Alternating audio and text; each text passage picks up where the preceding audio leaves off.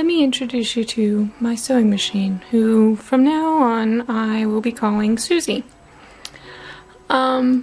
Susie is a Brother CS6000i machine. Pretty cheap, actually, and well worth it to have the more modern conveniences from my last machine, which came from my grandmother and was on its last leg. So let's start with the basics. All machines will have,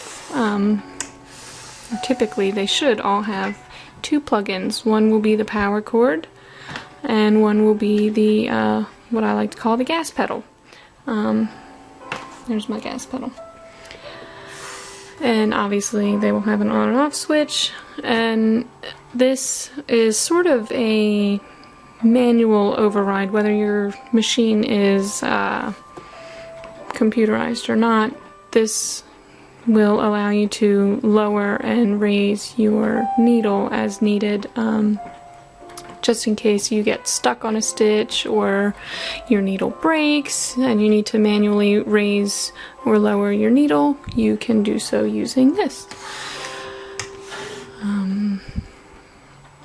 My machine is a little more computerized.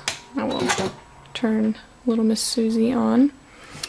Up here, this is how I make my bobbins. All machines typically have a method in order to make your own bobbin, and mine actually shows you how to do everything on it. If you just follow the pictures, it tells you everything you need to do. This is where my regular thread will go. Today I've chosen pink.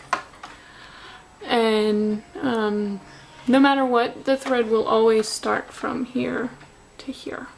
Whether you're making a bobbin, it'll come back this way, or if you're threading the machine, it'll go this way, but we'll show you that later. Here on my little control panel, this is how I change my stitch. Your machine may be different. Some of them just have a dial, some of them don't even have different options. But if I want to change one of my stitches, here's all the different stitches I can do. I just change the number, and it even tells me what presser foot I need in order to do that. This number up here represents the stitch length, and generally it's 2.5 is pretty standard. And the one underneath that, you can see the little symbol is a wavy symbol. Obviously that's telling me how wavy my stitch will be. If I want my stitch to be wavy, I can raise this number or lower this number. Again, your machine may be a little bit different, so it may require different things. This is kind of like cruise control. I can not go very fast with it like this, or I can go super duper fast like this. So just some machines have different methods of choosing your speed, or you could, like my old machine, you just press the pedal to the metal and you're flying. So the buttons here, this lowers and lifts my needle to a standard position. I think most modern machines have these now. Back in the day, you used to just have to lift it with the little thing there. This is a backstitch button. They have all sorts of different symbols. Mine kind of looks like a U-turn symbol. And you want to do a backstitch at the end of each and every stitch that you do. Because if you don't, then it doesn't knot your stitch, and so when you stretch, it will pull, and you won't have a stitch anymore. Now, under here is where your needle is. It's kind of hard to see. This is the needle. This is the I don't really know what else you would call this other than the shaft, and this is your presser foot.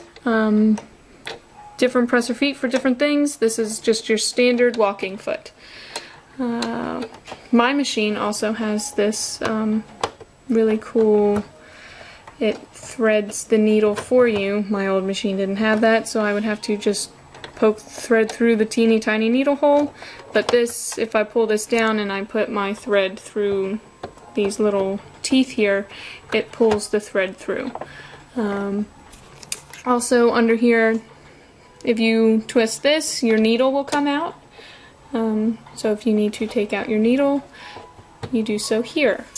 Over here is how I would change my presser foot. I can do it that way, or back here I can just drop my foot. This will lift and lower my presser foot. And you need to have your presser foot down in order to sew. If it's not down, you're not sewing. And underneath that you can see these teeth-like metal parts. This is all, that's what feeds your fabric through. Then we come to where the bobbin goes. Mine, I actually just discovered, because I never read the manual, has this great little thing where it just lifts up this part. And I can put my bobbin in like that, and then I feed my thread through like that. Or my old machine, this whole plate would come off, and again, you put your bobbin through and thread it through that way. But now that I know I don't have to do that, that is where your bobbin goes. And the bobbin is just this small spool, and I will show you how to make one of these and how to thread your machine in the next video. But that is Susie. Everyone say hello, Susie.